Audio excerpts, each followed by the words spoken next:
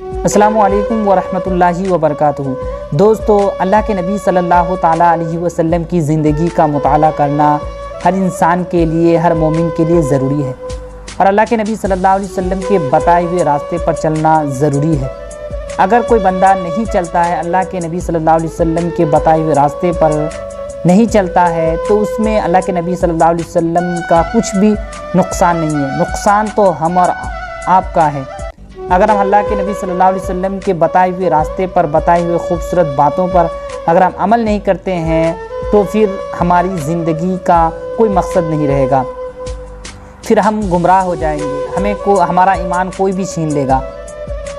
کیونکہ ایک حدیث پاک میں نے پڑھا ہے، اس میں لکھا تھا کہ اللہ کے نبی صلی اللہ تعالیٰ علیہ وسلم نے فرمایا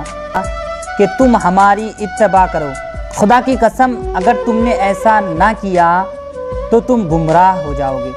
تو ہم اور آپ کو چاہیے کہ ہم اللہ کے رسول صلی اللہ علیہ وسلم کی اتباع کریں، ان کی زندگی کا مطالعہ کریں اور ان کی سنتوں پر عمل کریں، پھر ہماری زندگی خوبصورت بن جائے گی، ہماری دنیاوی زندگی بھی اچھی بنے گی اور اخروی زندگی بھی اچھی بن جائے گی انشاءاللہ۔